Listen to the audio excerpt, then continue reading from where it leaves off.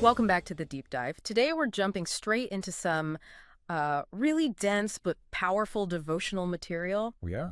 Our source material for this deep dive comes from Rhapsody of Realities by Pastor Chris. It's all about this divine sequence from Romans 8.30, predestinated, called, justified, and glorified. Right, and our mission today is to really unpack what the source says each of those steps means, because the final one, glorified, is presented in a way that's, well, it's pretty shocking. It really is. Yes. It links hearing the gospel directly to this state of divine glory. Is a present tense reality. Exactly. Okay, so let's get into it. The first two steps, predestination and the call.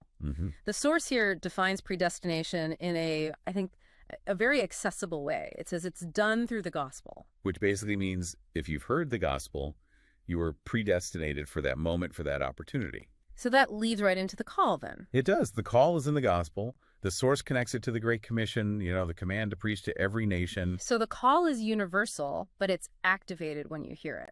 That's the idea. It's grounded in Mark 16, where belief and salvation are tied together. Okay, so once that call is accepted, the next step is justification. What does it actually mean, according to the source, to be justified? This is the legal turning point. The sources are very clear here. They use strong legal terms. Yep.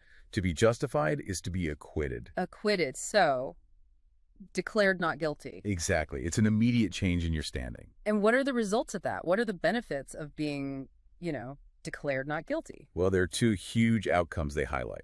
First, from Romans 8.1, there is no condemnation or damnation. None. Okay. And second, from Romans 5.1, you now have peace with God through our Lord Jesus Christ. Yeah. It's a complete shift done by faith through the Spirit. And this is where the chain, it kind of explodes. The verse says, whom he justified, them he also glorified. Wait a minute.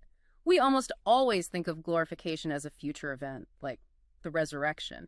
But the source is saying this happens now. This is the aha moment. Yes. They treat it as a present tense reality, an achieved status. So not a hope, but a current state of being.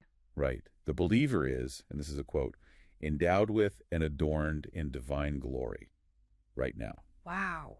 That is a massive conceptual leap. What's the scriptural proof they offer for that? They lean very heavily on John 17, where Jesus says, and the glory which thou gavest me, I've given them. He's given it to them, past tense. Past tense. The conclusion they draw is that the believer is the perfect expression of the Father's glory, just like Jesus. So as he is, so are we in this world. That's the summation from 1 John 4.1-7 they use.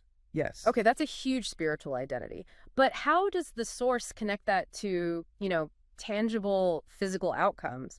Why should someone listening care about this today? Well, this is where the rubber meets the road. Because your spiritual status is already glorified, the source says you have to act like it.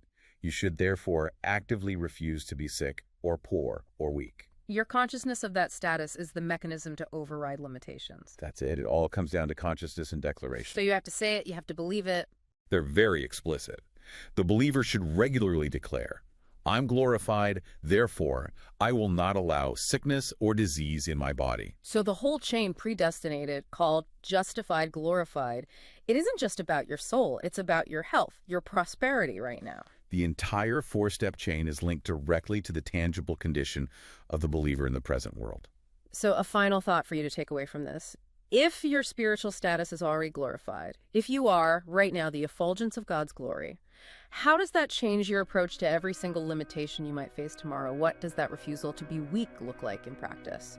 Well, if you want to explore the source text itself further, you can find more information at www.rhapsodearealities.org. Thanks for diving deep with us today. We'll catch you next time. We trust you were blessed by this episode. To gain unlimited access to Rhapsody of Realities by Pastor Chris, please download the Rhapsody app using the link myapp.rhapsodyofrealities.org. God bless you.